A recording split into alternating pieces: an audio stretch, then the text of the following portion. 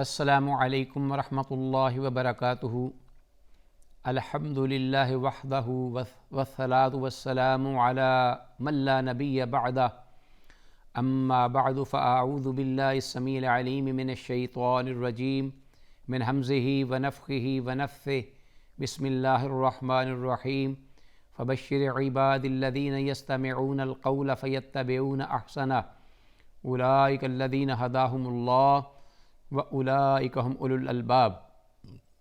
وَقَالَ جَلَّ مِنْ قَائِلٍ وَنُنَزِّلُ مِنَ الْقُرْآنِ مَا هُوَ شِفَاءٌ وَرَحْمَةٌ لِّلْمُؤْمِنِينَ۔ ناظرین، پیش خدمت ہے پروگرام دوائے شافی، اور ساتھ ہی بارگاہ حضری میں دعا ہے کہ رب العالمین جو کچھ بھی اس پروگرام میں ذکر کیا جائے کتاب اللہ سنت رسول اللہ صلی اللہ علیہ وسلم کی تعلیمات کی روشنی میں،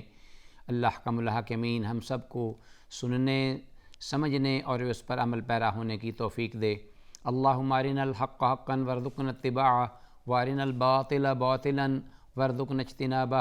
آمین یا الہ العالمین۔ ناظرین، ہم اس پروگرام میں جو گفتگو کرنا چاہ رہے ہیں وہ اس پروگرام سے تعلق رکھتی ہے کہ جو ہم نے گزشتہ جس عنوان کے تحت کچھ گفتگو کی تھی، اور میں چاہوں گا کہ وہ مؤلف علامہ ابن القیم رحمہ اللہ کے ذکر کردہ عنوان کو دوبارہ آپ کے سامنے ذکر کروں، تاکہ ما قبل یعنی پچھلے پروگرام اور آج کے پروگرام میں باہمی ربط مطابقت پیدا ہو سکے۔ مؤلف رحمہ اللہ نے اپنے عنوان میں یہ الفاظ ذکر کیے تھے کہ الدعاء من انفع الادویہ۔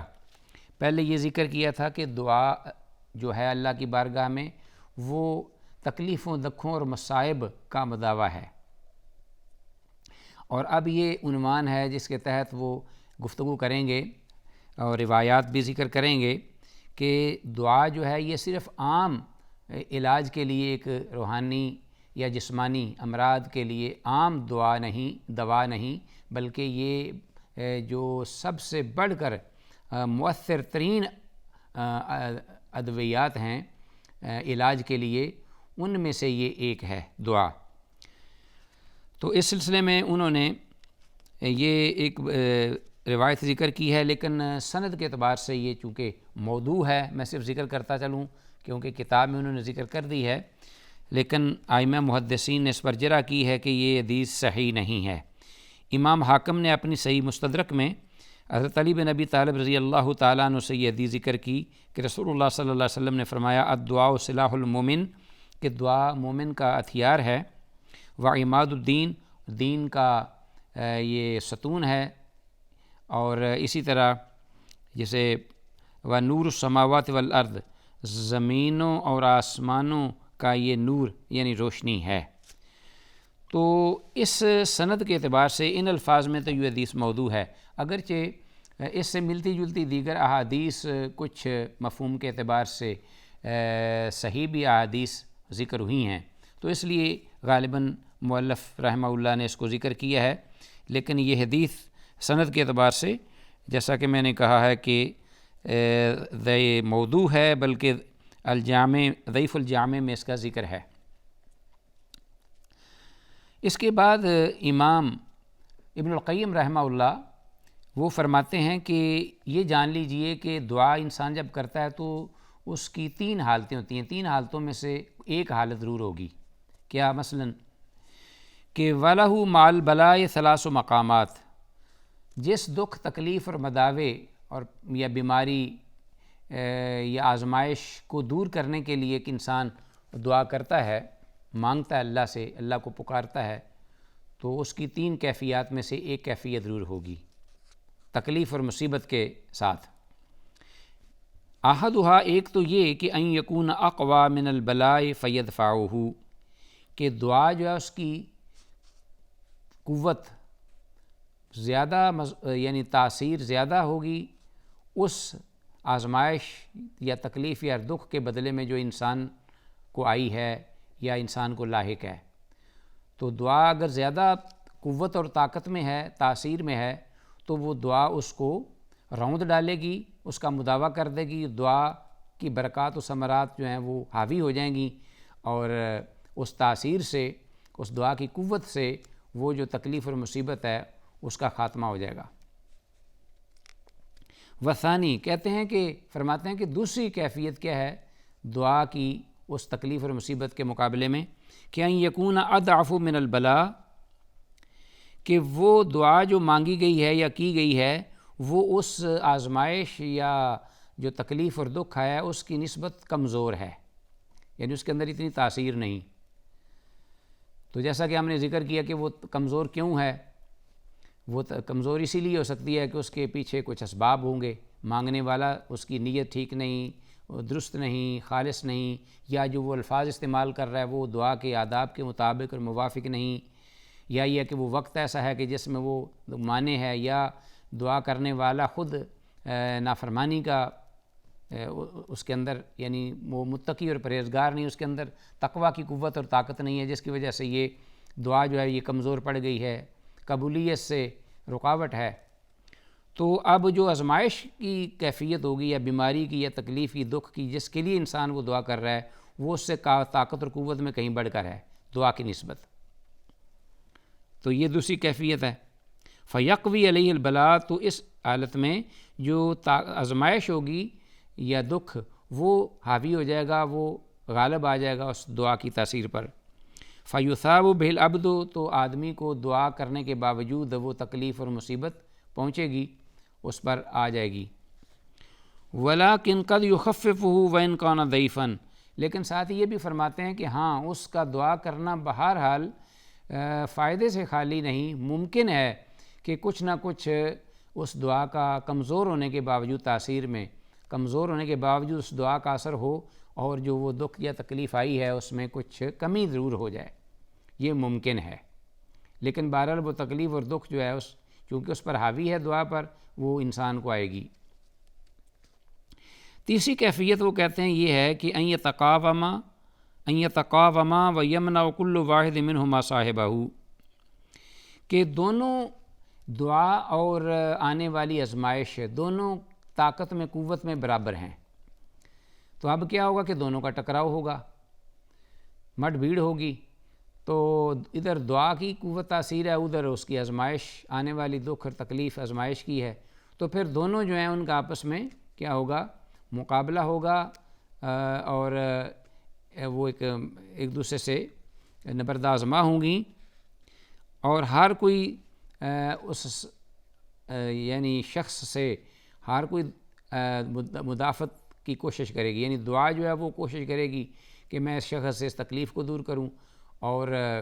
جو تکلیف ہے یا آزمائش ہے وہ یہ اپنی پوری قوت کوشش کرے گی کہ میں اس دعا کی تاثیر کو ختم کر کے اس آدمی پہ آ جاؤں یا اس پر چھا جاؤں۔ تو بہرحال دونوں آپس میں اس اعتبار سے جنگ کریں گی، اور اس جنگ کے مقابلے میں وہ نبرد آزما ہوں گی ایک دوسرے سے، تو نہ دعا پیچھے ہٹے گی، نہ ہی وہ تکلیف اور دکھ اور مصیبت، تو یہ سلسلہ ایک وقت تک جب تک اللہ چاہے گا یہ جاری رہ سکتا ہے۔ تو علامہ موصوف رحمہ اللہ کہتے ہیں کہ یہ تین صورتیں ہیں، ان تینوں صورتوں میں سے کوئی نہ کوئی ایک صورت ضرور ایک دعا کرنے والے کے لیے ہوتی ہے۔ آگے ایک حدیث امام حاکم رحمہ اللہ کے حوالے سے امام موصوف رحمہ اللہ ذکر کرتے ہیں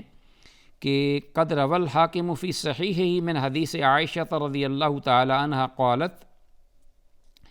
کہ حضرت عائشہ رضی اللہ تعالی عنہ فرماتی ہیں کہ قال رسول اللہ صلی اللہ علیہ وسلم، رسول اللہ صلی اللہ علیہ وسلم نے ارشاد فرمایا، لا یغنی حذر من قدر، کہ جو احتیاط کے پہلو ہیں یا بچاؤ کے جو انسان کی تدبیر ہے،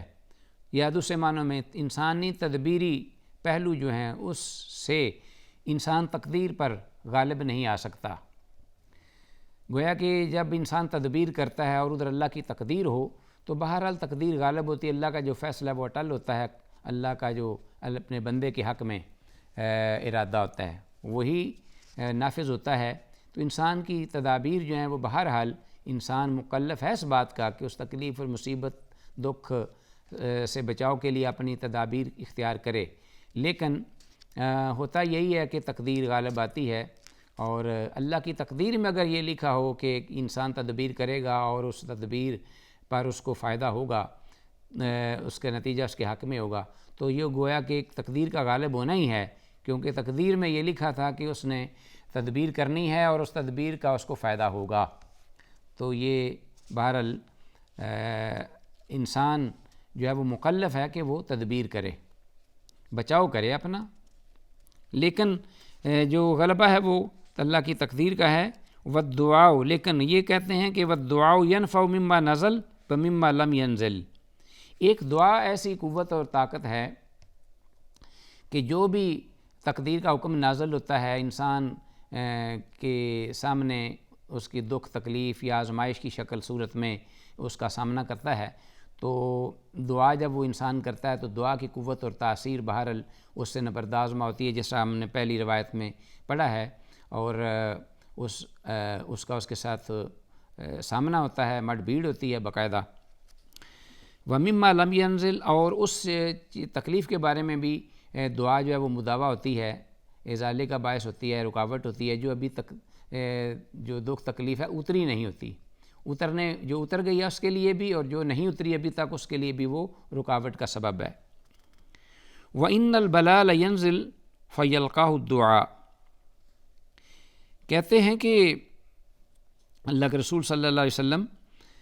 کہ تکلیف جو ہے، دکھ، وہ اترتی ہے،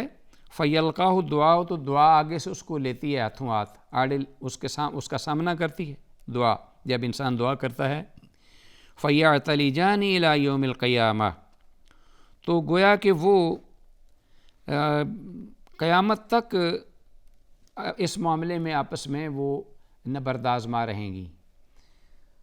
تو یہ جو دعا ہے بہرحال یہ چھوڑے گی نہیں، انسان کے ساتھ رہے گی۔ انسان نے اگر دعا کی ہے تو اس کی تاثیر اس دنیا میں بھی،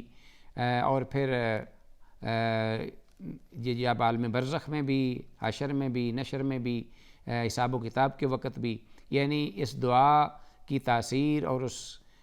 کا فائدہ انسان کو وہاں تک ملے گا کہ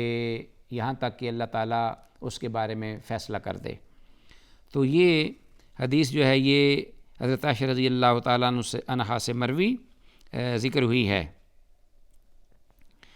اور یہ بھی حدیث اپنی سند کے اعتبار سے اور شواہد کے اعتبار سے حسن درجے کی محدثین کے ہاں ہے۔ وفیہ ایضاً من حدیث ابن عمر عن النبی صلی اللہ علیہ وسلم، اسی عنوان کے تحت امام موصوف رحمہ اللہ، ابن القیم رحمہ اللہ ایک اور حدیث لائے ہیں حضرت عبداللہ ابن عمر رضی اللہ عنہما سے، وہ مرفوع بیان کرتے ہیں اللہ کے نبی صلی اللہ علیہ وسلم سے کہ قال الدعاء ينفع مما نزل ومما لم ينزل، کہ آپ صلی اللہ علیہ وسلم نے ارشاد فرمایا دعا ایک ایسی تاثیر رکھتی ہے کہ ہر اس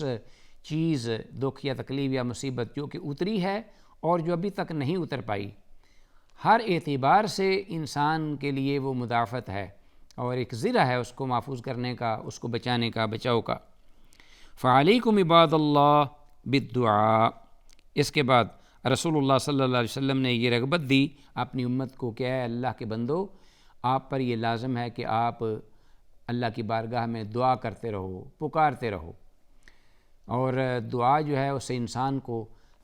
تھکاوٹ محسوس نہیں کرنی چاہیے، جیسا کہ آگے آ رہا ہے کہ انسان دعا کرتا کرتا کرتا جب یا رب یا رب یا رب دیکھتا ہے کہ اب بڑا عرصہ ہو گیا دعا نہیں ہوئی، تو اس پہ کوئی نتائج ثمرات سامنے نہیں آئے، تو پھر وہ مایوس ہونے لگتا ہے۔ تو مایوس ہوتے ہوتے وہ اپنے آپ کو تھکاوٹ اور کتاہٹ کا شکار سمجھتا ہے، اور پھر وہ بس اوقات دعا کرنا ہی چھوڑ دیتا ہے۔ تو ناظرین، اصل میں بات یہ ہے سمجھنے والی، جیسا کہ ہم نے ذکر کیا کہ دعا محض یہ نہیں کہ اللہ سے اپنی مطلب کی چیز مانگی جائے جس کی انسان کو ضرورت ہے یا احتیاج ہے، بلکہ یہ ہے کہ دعا ایک عبادت بھی ہے، اور اللہ کے قرب کا، اللہ کی رضا کا، خوشنودی کا، اجر و ثواب کا ایک بہت بڑا ذریعہ ہے۔ پھر یہ کہ وہ آفات، اگر وہ جو اس پر تکلیف آئی ہے، مصیبت ہے، وہ اگر نہیں اس کا ساتھ چھوڑ رہی دعا کے نتیجے میں، دعا کے باوجود، لیکن اس کے باوجود یہ ضرور ہے کہ اس میں تخفیف ضرور ہوگی، اس پر اجر ثواب ضرور ملے گا، اللہ کا قرب ضرور حاصل ہوگا، یا یہ کہ وہ تکالیف اور مصائب جو کہ اترنے والی تھیں اس کے لیے وہ رکاوٹ بن جائے۔ تو اس لیے رسول اللہ صلی اللہ علیہ وسلم نے یہ بات فرمائی کہ الدعاء ينفع مما نزل، دعا ہر اعتبار سے منفعت بخش ہے، فائدہ مند ہے، یہ ایسی دوا ہے، ایسا علاج ہے۔ تو اس بیماری کے لیے بھی، تکلیف اور آزمائش کے لیے بھی کہ جو اتر چکی ہے، اور اس کے لیے بھی جو وہ ابھی نہیں اتری، دونوں کے لیے۔ تو اے اللہ کے بندو، اس علاج یا اس دوائے شافی سے کبھی بھی کاٹ آف نہ ہو، ہمہ وقت اس کے ساتھ اپنا تعلق رکھو، اللہ کو پکارو، اللہ کو بلاؤ، اللہ سے استغاثہ کرو، اللہ سے مدد استعانت کرو۔ اذا استعنت فاستعن باللہ، تو جیسا کہ رسول اللہ صلی اللہ علیہ وسلم نے یہ اپنے امت کے بندوں کو اس کی رغبت دلائی ہے۔ اور اس میں ایک اور خاص طور پہ حدیث جس کا عام طور پہ ذکر بھی کیا جاتا ہے جمعہ کے خطبوں میں بھی، دوسرا خطبہ جو جمعہ کا اس میں وہ بھی دعا سے متعلقہ ہے۔ تو انسان عام طور پر قضاء و قدر کے حوالے سے پریشان ہو جاتا ہے، لیکن ایک دعا جس بارے میں ایک بڑی انسان کے لیے خوشخبری ہے اس میں، وہ یہ کہ من حدیث ثوبان عن النبی صلی اللہ علیہ وسلم، اللہ کے نبی صلی اللہ علیہ وسلم سے مرفوع وہ بیان کرتے ہیں کہ لا يرد القدر الا الدعاء،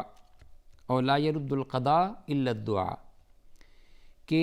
اگر قضاء و قدر یا اللہ کے فیصلوں کو کوئی بدلنے والی قوت طاقت ہے تو وہ دعا ہے۔ اور یہ ذہن میں رکھیے کہ اللہ کس کا فیصلہ ہے بندے کے لیے؟ اللہ کا۔ قضاء و قدر کس کی جانب سے ہے؟ اللہ احکم الحاکمین فعال لما یرید کی طرف سے۔ اور اب دعا کیسے کرنی ہے؟ وہ بھی اللہ سے کرنی ہے۔ تو جب اللہ سے مانگنا ہے، اللہ سے ہی دعا کرنی ہے، پکارنا ہے، مدد مانگنی ہے، تو اللہ اس بات پر قادر ہے کہ وہ اپنے کیے ہوئے بندے کے بارے میں فیصلے جو ہیں ان کو بدل دے، کو ان کو مؤخر کر دے، اور اس کے بدلے میں تکلیف اور مصیبت کے بدلے راحت و سکون جو ہے وہ اللہ اس پر قادر مطلق ہے۔ تو لا يرد القضاء الا الدعاء ولا يزيد في الامور الا البر، اور آپ صلی اللہ علیہ وسلم نے فرمایا کہ عمر یعنی جو زندگی ہے اس میں اضافہ اللہ کی اطاعت و فرما برداری کے ساتھ ہوتا ہے۔ وَإِنَّ الرَّجُلَ لَا يَحْرُمُ الرِّزْقَ بِالذَّنبِ يُصِيبُهُ، اور اسی طرح بہت سارے لوگ جو ہیں وہ یا انسان وہ اپنی معصیت کی وجہ سے اللہ کی طرف سے دیے گئے رزق سے محروم ہو جاتا ہے۔ تو یہ چیزیں رزق اور عمر اللہ کی نافرمانی سے کم ہوتی ہیں۔ اللہ احکم الحاکمین سے دعا ہے کہ جو کچھ کہا سنا ہے اللہ تعالیٰ اس پہ عمل کی توفیق دے، اور ہماری عملی زندگی میں ان نعمتوں کو بروئے کار لانے کی اور دعائیں کرنے کی توفیق دے۔ السلام علیکم ورحمۃ اللہ وبرکاتہ۔